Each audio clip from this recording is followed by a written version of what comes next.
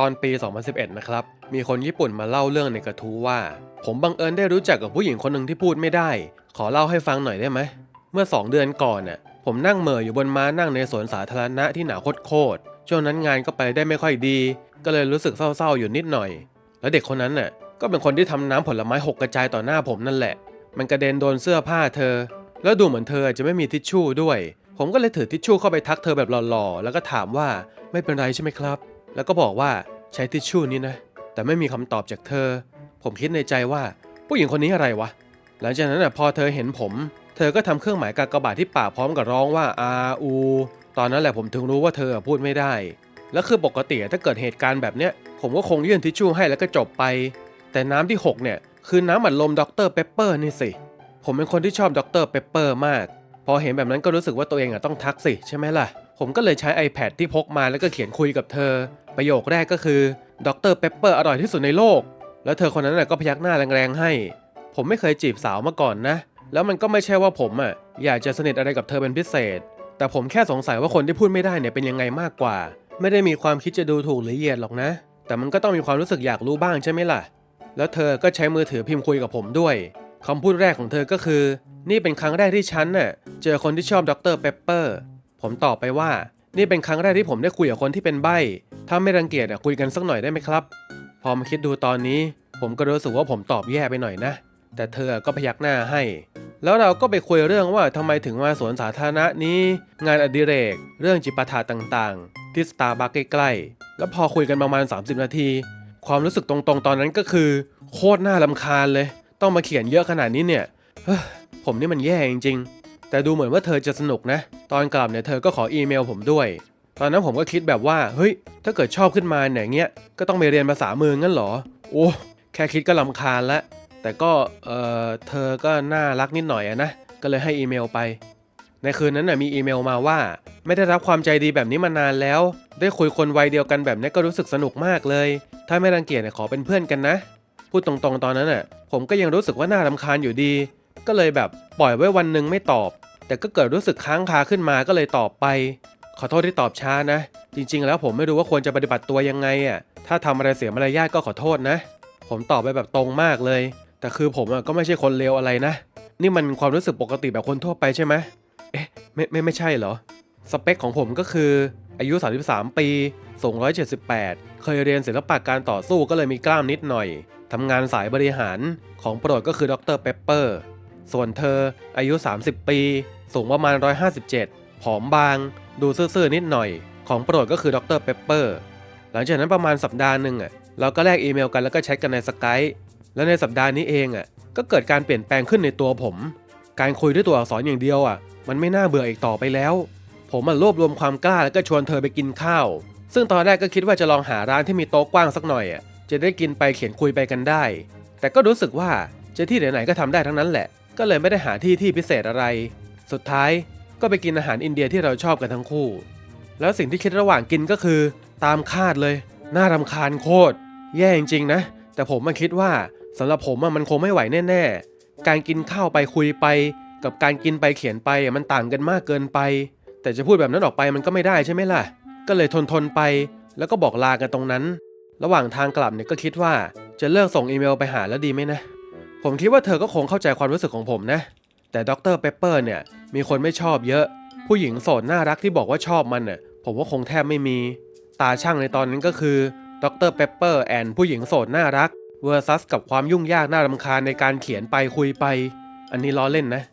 พอกลับบ้านก็คิดข้อความจะส่งว่าจะไม่ติดต่อไปหาแล้วนะแต่จะไปคิดออกได้ไงก็เลยปล่อยคาไว้ประมาณ2 วันระหว่างนั้นเธอก็ส่งอีเมลมาประมาณว่าคุณไม่ตอบเลยมีอะไรเกิดขึ้นหรือเปล่า ผมนี่มันเลวจริงๆสุดท้ายก็เลยไปปรึกษาเพื่อนแล้วก็โดนด่าอย่างแรงคำพูดที่แทงใจสุดก็คือไม่สมกับเป็นตัวมึงเลยนะเนี่ยสุดท้ายก็ผ่านไปประมาณ2 สัปดาห์โดยที่ผมเนี่ยก็ยังไม่ได้บอกเธอเลยว่าจะไม่ติดต่อไปแล้วแต่แล้วเธอก็ชวนไปดูหนังแต่ถ้าเกิดหูไม่ได้ยินเสน่ห์ของหนังก็หายไปครึ่งนึงเลยใช่ไหมล่ะคิดว่าคงจะเสียเงินเปล่าแต่ก็ปฏิเสธไม่ได้ก็เลยไปด้วยกันแล้วผมก็อยากกินป๊อปคอร์นด้วยตอนเธอดูหนังผมแอบมองข้างๆเป็นระยะเธอดูสนุกกับหนังมากจริงๆแต่หลังดูหนังเสร็จตอนกำลังดื่มกาแฟในคาเฟ่เธอก็บอกว่าถึงหูจะไม่ได้ยินแต่หนังก็สุดยอดมากเลยนะ นายคงคิดใช่ไหมว่าฉันน่ะหูไม่ได้ยินก็เลยคงจะไม่สนุกแต่ฉันน่ะชอบไปคอนเสิร์ตด้วยนะ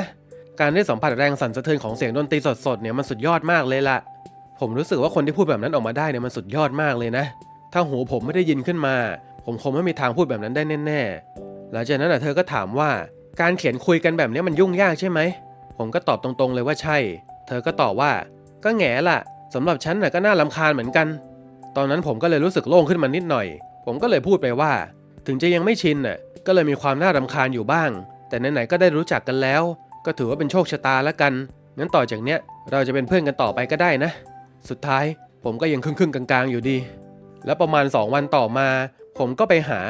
น้องสาวสุดแสนน่ารักของผมวงเล็บมีลูกแล้วเพื่อขอให้สอนภาษามือให้น้องสาวของผมเรียนโรงเรียนที่มีกฎว่าต้องเข้าชมรมเธอก็เลยเข้าชมรมภาษามือเพราะมันง่ายแต่พอเข้าไปแล้วเนี่ยก็ดูเหมือนจะตั้งใจเรียนจริงจังขึ้นมาหน่อยนะเป็นน้องสาวที่มีค่ากรรมสูงส่งจริงๆแล้วน้องสาวสุดแสนใจดีคนนั้นก็บอกผมว่าไม่เอาฉันมีลูกตั้ง2 คนแล้วทำไมต้องสอนด้วยน่ารำคาญ สมกับเป็นน้องผมจริงๆไอเรื่องบุญคุณที่ผมเคยช่วยเปลี่ยนผ้าอ้อมให้ลูกเธอก็ช่างมันละกันสุดท้ายก็เลยแค่ยืมหนังสือภาษามือมาแล้วผมก็เริ่มค่อยๆเรียนภาษามือจากหนังสือนั้นและทั้งที่บอกว่าน่ารำคาญแท้ๆแต่ผมก็เริ่มสนใจเธอขึ้นมาแล้วน่ารักแล้วในวันที่กินข้าวด้วยกันครั้งที่3ผมก็เอาหนังสือให้ดูแล้วก็บอกว่าช่วยสอนภาษามือให้หน่อยได้ไหมเธอทำตาเป็นปากกายแล้วก็พิมพ์ใน iPad ว่าสอนหลังจากนั้นเราก็เริ่มเจอกันบ่อยขึ้นเธอก็ค่อยๆสอนภาษามือให้ผมมันเหมือนเรียนภาษาเลยการสื่อสารกันเข้าใจมันสนุกมากนะแล้วโรคประจำตัวของผมอย่างโรคขี้รำคาญเนี่ยก็ไม่กำเริบอีกและประมาณ1 เดือนหลังจากเจอกับเธอผมก็ได้เรียนภาษามือการเขียนคุยก็ค่อยๆลดลงและแทบทุกวันหลังเลิกงานเราก็จะนัดเจอกันและตอนนั้นผมก็ตกหลุมรักเธอเข้าให้แล้วผมก็สารภาพรักกับเธอแน่นอนว่าเป็นภาษามือผลก็คือไม่สำเร็จผมถามเหตุผลแต่เธอก็ไม่ยอมบอกเธอบอกว่าขออธิบายทางอีเมลได้ไหมผมก็เลยจำใจตกลงเหตุผลก็คือตอนนี้ความสัมพันธ์กำลังดีถ้าคบกันอาจจะพังลงได้เพราะเธอหูไม่ได้ยินการคบกันมันลำบากมากจริงๆถ้าคบกันแบบง่ายๆแล้วก็ต้องเจอความยากลำบากแน่ๆแต่สำหรับผมถึงจะรู้จักกันแค่เดือนเดียวและตอนแรกเนี่ยมันก็ยุ่งยากน่ารำคาญจริงๆแต่พอรู้ว่าเธอเป็นคนแบบไหนแล้วเรื่องนั้นมันก็ไม่ใช่ปัญหาอีกต่อไปถ้าพูดให้เห็นภาพก็คือมันเหมือนตอนลูฟี่ชวนชอปเปอร์เข้ากลุ่มนั่นแหละมันคือแบบโอ้โหเว้ยแบบนั้นเลยดูเหมือนว่าเธอไม่เคยคบกับใครมาก่อนพอมีผู้ชายดีๆเข้ามาก็ปฏิเสธด้วยเหตุผลแบบเดียวกันนี้มาตลอดชอปเปอร์ชัดๆจากนั้นผมก็ล้มป่วยเป็นไข้เธอก็มาเยี่ยมแล้วผมก็สารภาพรักเธออีกครั้งแล้วคือภาษามือมันบอกสิ่งที่อยากพูดทั้งหมดไม่ได้ผมก็เลยเขียนความรู้สึกทั้งหมดลงไปในสมุดด้วยลายมือว่าที่เรา2 คนได้เจอกันแบบนี้มันต้องมีเหตุผลอาจจะเพื่อเป็นเพื่อนกันก็ได้แต่ตอนเนี้ยพวกเรายังมีโอกาสอยู่ทำไมไม่ลองพยายามสู้ก้าวไปด้วยกันล่ะการที่หูเธอไม่ได้ยินเนี่ยมันเป็นอุปสรรคของเราจริงๆหรอความรู้สึกของผมสื่อถึงเธอ100%ใช่ไหมเพราะงั้นคบกับผมเถอะนะอะไรประมาณนั้นแล้วเธอก็ร้องไห้หนักมากแล้วเราก็ตัดสินใจว่าจะลองก้าวไปด้วยกันเอาจริงๆนะผมก็เคยแย่จริงๆนั่นแหละก็มันน่ารำคาญนี่นะแบบว่าแค่จะถามว่าจะดื่มอะไรทำไมต้องพิมพ์ใน iPad ด้วยวะผมเคยคิดแบบนั้นเลยแล้วเราก็คบกันได้สำเร็จหลังจากนั้นผมก็เรียนภาษามือแล้วก็เดทกันเหมือนคู่รักปกติแล้วก็เกิดปัญหาใหญ่ก็คือพ่อแม่ของเธอพอพวกเขาเจอผมมันก็พูดว่าเลิกกันซะแล้วก็บอกว่าอย่าคบกันง่ายๆแบบนี้แถมโกรธมากด้วยผมโกรธจนแทบฉี่ราดเลยแล้วก็ยังบอกอีกด้วยว่าถ้าไม่คิดเรื่องแต่งงานเนี่ยการคบกันก็ไม่มีความหมายพูดตรงๆผมก็เศร้านิดหน่อยแต่ทั้งที่เพิ่งรู้จักกันแป๊บเดียวจะให้คิดเรื่องแต่งงานเลยมันก็จริงอย่างที่เขาว่าถึงผมกับเธอเนี่ยจะคบกันได้ดีก็เหอะนะแล้วเวลาผมอยู่คนเดียวผมจะกลุ้มหนักมากเลยไปปรึกษาเพื่อนบ้างดูเว็บต่างๆบ้างคิดว่าจะทำยังไงดีแต่ก็ยังไม่รู้คำตอบเราทั้งคู่รักกันจริงๆแต่การคบกับคนพูดไม่ได้เนี่ยมันไม่ใช่เรื่องง่ายความลำบากของทั้งสองฝ่ายเนี่ยมันเห็นได้ชัดมากต้องทำยังไงดีช่วยด้วยปาทัชแล้วทั้งผมทั้งเธอถึงจะไม่พูดออกมาแต่ก็ใช้ชีวิตทุกวันด้วยความกังวลเธอบอกว่าผมเป็นคนซื่อตรงบางทีมันอาจจะทำร้ายคนอื่นได้แต่คนที่หูไม่ได้ยินแบบเธอเนี่ยเธอกลับรู้สึกดีใจมากเพราะพอหูไม่ได้ยินเลยเนี่ยก็มีความไม่สะดวกเยอะบางทีผมก็ทำหน้ารำคาญก็จริงแต่ลึกๆแล้วผมก็ให้ความสำคัญกับเธอมากจริงๆพอได้ยินแบบนั้นผมก็เดือดขึ้นมาผมไม่อยากจะเชื่อฟังพ่อแม่ของเธออีกแล้ว ทำไมเราคบกันจริงจังขนาดเนี้ยยังต้องถูกพูดขนาดนั้นด้วยวะแล้วผมก็ตั้งใจจะไปเผชิญหน้ากับพ่อแม่ของเธออย่างจริงจังก็เลยมาตั้งกระทู้นี้เพื่อมาประกาศความตั้งใจประมาณนั้นแหละวันนี้ตอน1 ทุ่มผมนัดเจอเธอที่บ้านถึงการตัดสินใจแต่งงานทั้งที่เพิ่งรู้จักกันแค่2 เดือนมันจะเร็วเกินไปจริงๆนั่นแหละนะเอาล่ะพวกนายมีอะไรอยากถามเนี่ยก็ถามมาได้เลยการที่รู้จักกันแค่2 เดือนอาจจะเป็นหนึ่งในสาเหตุที่ทำให้พ่อแม่เธอกังวลก็ได้นะเพราะเป็นพ่อแม่ของคนพิการก็เลยอาจจะอ่อนไหวกับเรื่องพวกนี้มากเป็นพิเศษก็ได้รอฟังรายงานหลังจากเจ้าของกระทู้ไปโน้มน้าวสำเร็จนะอาจจะใช่ก็ได้นะแต่ความโกรธเนี่ยมันไม่ธรรมดาเลยพวกเขาไม่ยอมฟังผมเลยแม้แต่นิดเดียวทำไมพ่อแม่ฝ่ายหญิงถึงตัดสินทันทีว่าเจ้าของกระทู้ไม่มีความตั้งใจจะแต่งงานล่ะหรือพ่อแม่ฝ่ายหญิงอาจจะเชื่อว่าคู่แต่งงานที่เหมาะสมควรจะเป็นคนใบ้เหมือนกันหรือเปล่าไม่รู้เลยแต่ตอนนี้สำหรับผมเรื่องเธอจะไม่ได้ยินหรือพูดไม่ได้เนี่ยมันไม่ได้เกี่ยวเลยวิธีสื่อสารก็มีตั้งมากมายแต่ในฐานะพ่อแม่เนี่ยเขาอาจจะคิดแบบนั้นก็ได้บ้านเราเนี่ยอยู่ห่างกันแค่เดินประมาณ10 กว่านาทีเองนะทำไงดีตอนนี้จะอ่านโจโจ้ค่าเวลาก็คงไม่พอไม่คิดว่าจะพิมพ์เสร็จเร็วขนาดนี้ด้วยไปใช้พลังขึ้นมนตาอัดพ่อเธอเลยซะสิขึ้นมนตางั้นเหรองั้นเดี๋ยวไปซื้ออเมริกันแคคเกอร์ก่อนแล้วกันนะฉันคิดว่าเราไม่ควรมองข้ามเรื่องที่พ่อเธอทำให้เธอเติบโตมาได้ถึงจุดนี้แม้จะต้องเจอปัญหาเรื่องความพิการก็ตามนะสมมติว่ามีลูกขึ้นมาเนี่ยเราก็ย่อมต้องการความช่วยเหลือจากพ่อแม่ของเธอเพราะงั้นไม่ว่าจะยังไงก็ต้องได้รับอนุญาตจากฝั่งพ่อแม่หญิงให้ได้ในเมื่อเริ่มเรื่องแต่งงานหลังจากคบกันได้แค่2 เดือนก็ต้องใช้เวลาอย่างน้อย2 เดือนเหมือนกันเพื่อขออนุญาตให้ได้นะได้ครับการแต่งงานเนี่ยมันไม่ใช่เรื่องของคน2 คนเท่านั้นสินะผมก็อยากจะสนิทกับพ่อแม่ของเธอให้ได้เหมือนกันก็เลยจะไม่ยอมแพ้ถ้าระยะเวลาตั้งแต่ที่ได้พบกันเป็นสิ่งที่พ่อแม่ของอีกฝ่ายกังวลแล้วก็ฉันก็เข้าใจความรู้สึกของพวกเขานะก็เลยอยากให้มั่นกันก่อนแทนที่จะรีบแต่งงานลองพูดดูไหมว่าอยากจะจัดพิธีในวันที่พวกเราพบกันครั้งแรกในอีก1 ปีข้างหน้าฉันคิดว่ามันก็ไม่ได้สั้นเกินไปนะบางทีอาจจะเพราะความพิการเนี่ยทำให้มีส่วนที่พ่อแม่ปกป้องมากเกินไปก็ได้นะแต่ถึงอย่างนั้นชีวิตของเธอนั้นก็เป็นของเธอเองการต้องคบกันมานานๆก่อนจะแต่งงานนั้นก็ไม่ได้หมายความว่ามันจะเป็นสิ่งที่ถูกต้องเสมอไปยังไงก็พยายามเข้าแล้วกันเจ้าของกระทู้ขอบคุณครับจะพยายามครับแล้วผมขอนอกเรื่องนิดนะแต่คือคนที่พูดไม่ได้หรือคนลักษณะนั้นมันก็มีคำต้องห้ามเยอะอยู่เหมือนกันนะแต่เธอบอกว่าผมไม่ต้องไปรู้ก็ได้ต่อให้ผมพูดอะไรโดยไม่รู้มันก็ไม่ใช่เจตนาร้ายจริงๆพวกคนในเน็ตที่โวยว่าเป็นคำเหยียดอะไรแบบนั้นไม่ต้องไปสนใจหรอกผมต้องให้ความสำคัญกับเธอให้มากๆเลยเอาละน้องสาวสุดที่รักของผมสั่งมาว่าช่วยไปซื้อเมนซยุให้หน่อยผมก็เลยจะออกไปก่อนถ้ากระทู้นี้ยังอยู่เนี่ยจะมารายงานผลแน่นอนน่าจะประมาณ4 ทุ่มมั้งนะ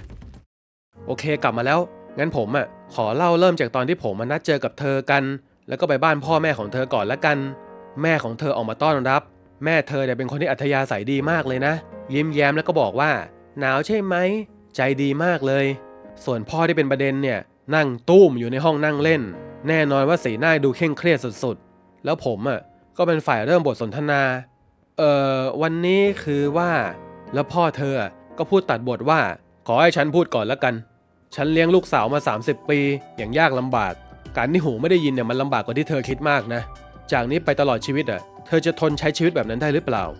จริงๆแล้วผมอยากคุยโดยให้เธอมีส่วนร่วมด้วยเพราะงั้นผมก็เลยพยายามใช้ภาษามือคุยกับพ่อเขาให้มากที่สุดแต่เอาจริงๆตอนเนี้ยผมก็ยังไม่รู้เหมือนกันว่าจะได้แต่งงานกันเมื่อไหร่จากนี้ไปอาจจะมีโอกาสเลิกกันก็ได้แต่เรื่องนั้นมันก็เป็นความรู้สึกของคน2 คนไม่เกี่ยวกับที่เธอหูไม่ได้ยินผมบอกไปประมาณนั้น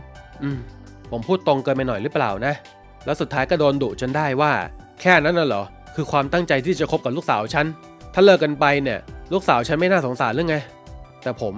ก็มีแค่ความรู้สึกนั้นจริงๆนั่นแหละเรื่องที่เธอหูไม่ได้ยินพูดไม่ได้สำหรับผมตอนเนี้ยมันก็เป็นแค่ลักษณะอย่างหนึ่งของเธอเท่านั้นเมื่อก่อนก็เคยคิดว่าน่ารำคาญอยู่บ้างแต่ตอนนี้มันก็ไม่เกี่ยวอะไรแล้วจะไม่ค่อยได้แล้วแหละแต่ประมาณนั้นแหละที่ผมพูดไปแต่พ่อเธอก็ยังโกรธอยู่แต่ผมก็เข้าใจนะว่าที่โกรธเนี่ยก็เพราะรักลูกสาวมา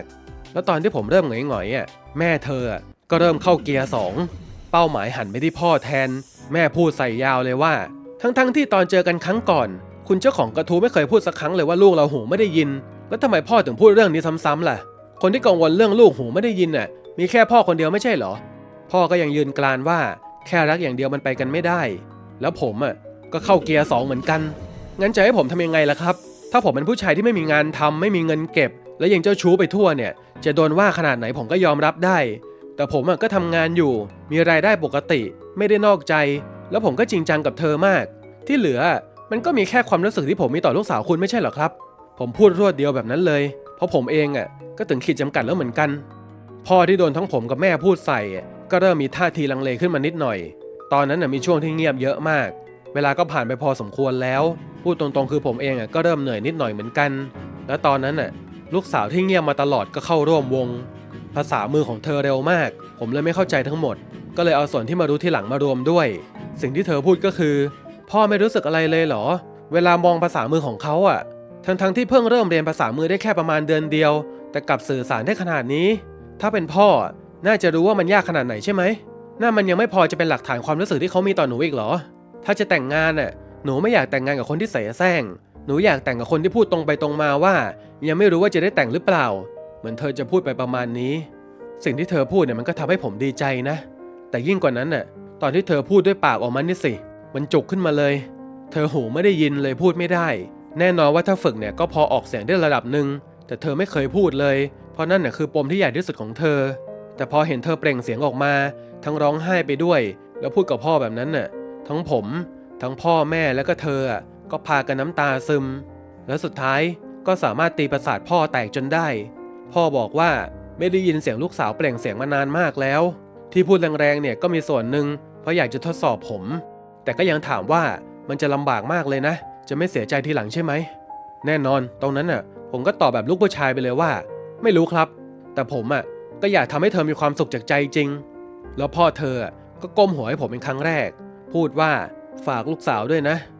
หนักอึ้งสุดๆไปเลยล่ะผมคิดเลยว่าจะทำอะไรเล่นๆไม่ได้อีกแล้วต้องดูแลเธอให้ดีจริงๆหลังจากนั้น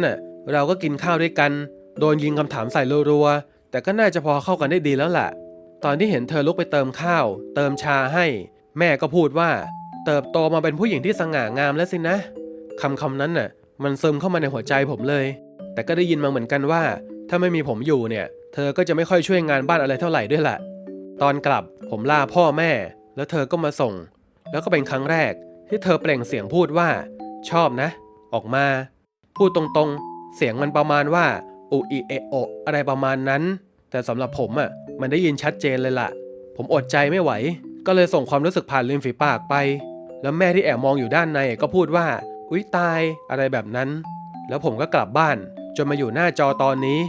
จริงๆแล้ว2 เดือนที่ผ่านมามีอะไรอีกเยอะมากแต่ผมตัดออกไปเยอะเลยแต่ถึงอย่างนั้นก็ดีใจที่ได้ตั้งกระทู้นี้ผมได้ยืนยันความรู้สึกของตัวเองที่มีต่อเธอแล้วจากนี้ไปก็คงมีอะไรอีกเยอะเลย